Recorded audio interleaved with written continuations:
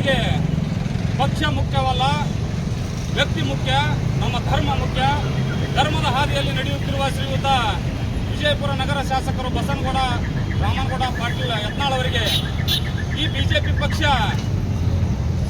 ಸತತ ಒಂದು 3-4 ವರ್ಷಗಳಿಂದ ಬಹಳ ಕೆಟ್ಟದಾಗಿ ನಡೆಸಿಕೊಂಡು ಬಂದಿತ್ತು. ಆದರೂ ಕೂಡ ಅವರು ಯಾವುದೇ ಒಂದು ಈ ನಾಯಿಗಳ ಮುಖ ನೋಡಬಾರದು, ನಮ್ಮ ಸಮಾಜದ ಮುಖ ನೋಡಬೇಕು, ನಮ್ಮ ಧರ್ಮದ ದಾರಿ ಬಿಟ್ಟು ಹೋಗಬಾರದೆಂದು ಆ ಪಕ್ಷದಲ್ಲಿ ಉಳಿದು ಒಂದು ಪಕ್ಷಕ್ಕಾಗಿ ಸತತ 4-5 ವರ್ಷಗಳಿಂದ ರಾಜ್ಯದಲ್ಲಿ ಒಂದು ಹೋದ ವಿಧಾನಸಭಾ ಮತ್ತು ಲೋಕಸಭಾ ಚುನಾವಣೆಯಲ್ಲಿ ಒಂದು ಸ್ಟಾರ್ ಪ್ರಚಾರಕರಾಗಿ ಇಡೀ ಕರ್ನಾಟಕದಾದ್ಯಂತ ತಮ್ಮ ಪ್ರಚಾರದ ಮುಖಾಂತರ ಹಿಂದುತ್ವದ ಧ್ವನಿ ಎತ್ತಿ ಈ ರಾಜ್ಯದಲ್ಲಿ ಒಂದು ಉತ್ತರ ಪ್ರದೇಶದ ಯೋಗಿ ಆದಿತ್ಯನಾಗಿ ತಿರುಗಾಡಿದಂಥ ಬಸನಗೌಡ ಯತ್ನಾಳ್ ಅವರಿಗೆ ಇಂದು ಕೇಂದ್ರದ ಸರ್ಕಾರದ ಬಿಜೆಪಿ ಹೈಕಮಾಂಡ್ ಯಾವ ಒಂದು 4 ಶಕುನಿಗಳ ಮಾತು ಕೇಳಿ ಬಿಜೆಪಿಯಿಂದ ಉಚ್ಚಾಟನೆ ಮಾಡಿ ನೀವು ಬಸನಗೌಡರ ಭವಿಷ್ಯ ಹಾಳು ಮಾಡಲಿಲ್ಲ, ಕರ್ನಾಟಕದಲ್ಲಿಯ ಕೋಟ್ಯಾಂತರ ಹಿಂದೂಗಳ ಭಾವನೆಗೆ ಧಕ್ಕೆ ಮಾಡಿದ್ದೀರಿ, ಬಿಜೆಪಿ ಪಕ್ಷವನ್ನು ನೀವು ನಾಶ ಮಾಡುತ್ತಿದ್ದೀರಿ, ನಿಮ್ಮ ಪಂಕವನ್ನು ನೀವೇ ಕಟ್ಟು ಮಾಡಿಕೊಂಡಿದ್ದೀರಿ. ಇನ್ನು ಮುಂದಿನ ದಿನಮಾನಗಳಲ್ಲಿ ಈ ರಾಜ್ಯದಲ್ಲಿ ಬರುವ ಜಿಲ್ಲಾ ಪಂಚಾಯತ್ ಮತ್ತು ತಾಲೂಕ್ ಪಂಚಾಯತ್ ಚುನಾವಣೆ ಈಗ ಮೊದಲನೇದಾಗಿ ಬರುತ್ತದೆ. ಅದರಲ್ಲೇ ಗೊತ್ತಾಗುತ್ತದೆ ಬಸನಗೌಡರ ತಾಕತ್ತು ಏನದ ಅಂತ ಹೇಳಿ. ಮುಂದಿನ ದಿನಮಾನಗಳಲ್ಲಿ ಈ ಪಕ್ಷ ಬಿಜೆಪಿ ರಾಜ್ಯದಲ್ಲಿ ಈಗ ಬಂದಿದ್ದು 66, ಮುಂದಿನ ದಿನಮಾನಗಳಲ್ಲಿ 30 ಸೀಟ್ ಗೆದ್ದು ತೋರಿಸಲು ಇವರ ತಾಕತ್ತಿದ್ದರೆ ಒಂದು ಹಿಂದೂ ಧ್ವನಿಯಾಗಿ ರಾಜ್ಯದಲ್ಲಿ ಉಳಿದಿರುವ ಏಕೈಕ ನಾಯಕ ಬಸನಗೌಡ ಪಾಟೀಲ್ ಯತ್ನಾಳ್ ಅವರು. ತಂದೆ ಮಕ್ಕಳು ಯಡಿಯೂರಪ್ಪನವರ ಮತ್ತು ವಿಜಯೇಂದ್ರನವರು ಸೇರಿ ರಾಜ್ಯದಲ್ಲಿನ ಹಿಂದೂ ನಾಯಕರನ್ನು ಶ್ರೀಯುತ ಈಶ್ವರಪ್ಪನವರು ಮತ್ತು ಹಾಗೆ ಅನಂತಕುಮಾರ್ ಹೆಗಡೆ ಅವರು, ಪ್ರತಾಪ್ ಸಿಂಹನವರು, ಹೀಗೆ ಹಲವಾರು ಮಹಾನ್ ನಾಯಕರನ್ನು ಪಕ್ಷದಿಂದ ಅವಮಾನಗೊಳಿಸಿ ಉಚ್ಚಾಟನೆ ಮಾಡಿ ಯಾವುದೇ ಟಿಕೆಟ್ ಕೊಡದ ಹಾಗೆ ಒಂದು ಬಿಜೆಪಿ ಪಕ್ಷವನ್ನು ಸ್ವತಃ ಮನೆಯಾಗಿ ಇಟ್ಟುಕೊಂಡಂತ ಈ ದುಷ್ಟರಿಗೆ ಧಿಕ್ಕಾರವಿರಲಿ ಎಂದು ಹೇಳುತ್ತಾ, ಮುಂದಿನ ದಿನಮಾನಗಳಲ್ಲಿ ಬಸನಗೌಡ ಪಾಟೀಲ್ ಯತ್ನಾಳ್ ಅವರು ಮತ್ತೆ ಬಿಜೆಪಿ ಪಕ್ಷ ಸೇರುವುದೇ ಆದರೆ ಇವರು 4 ಜನ ಜೊತೆ ಸೇರುವುದು ನಮಗೆ ಇಷ್ಟ ಇಲ್ಲ. ಕೇಂದ್ರದ ನರೇಂದ್ರ ಮೋದಿ ಅವರು ಹಾಗೂ ಅಮಿತ್ ಶಾ ಅವರು ಖುದ್ದು ಬಿಜಾಪುರಕ್ಕೆ ಬಂದು ಬಸನಗೌಡ ಯತ್ನಾಳ್ ಅವರನ್ನು ಒಂದು ಸಕಲ ಗೌರವಪೂರ್ವಕವಾಗಿ ಸ್ವಾಗತ ಮಾಡಿಕೊಳ್ಳಬೇಕಾಗಿ ಕೇಳಿಕೊಳ್ಳುತ್ತೇವೆ. ಜೈ ಹಿಂದ್, ಜೈ ಭಾರತ್ ಮಾತೆ. ಯತ್ನಾಳ್ ಅವರಿಗೆ, ಕೇಂದ್ರ ಸರ್ಕಾರಕ್ಕೆ,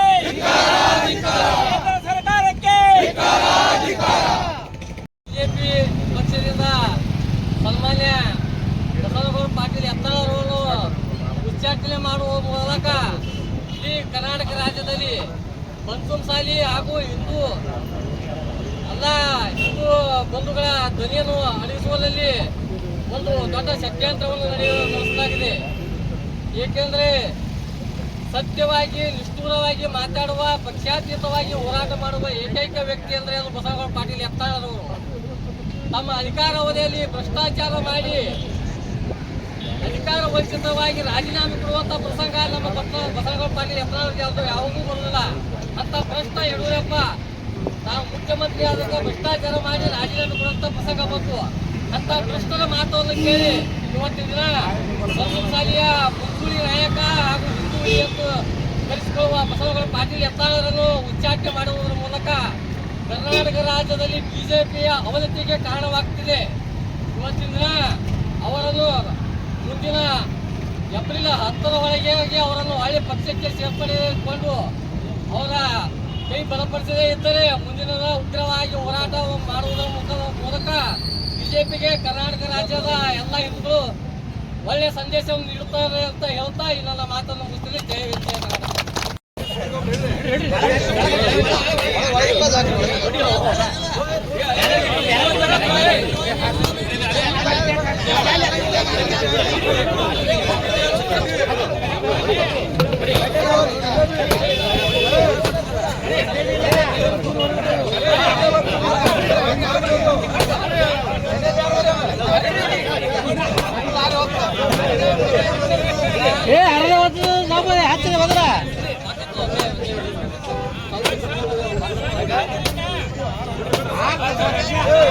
ಸಾಕು ಹಚ್ಚಿರಿ, ಮೊದಲು ಹಚ್ಚಿರಿ.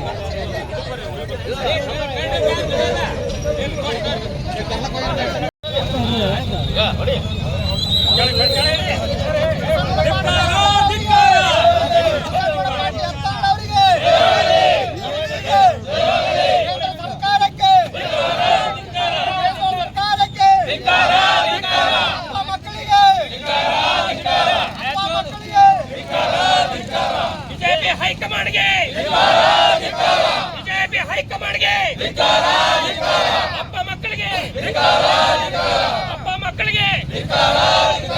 ಬಸನಗೌಡ ಪಾಟೀಲ್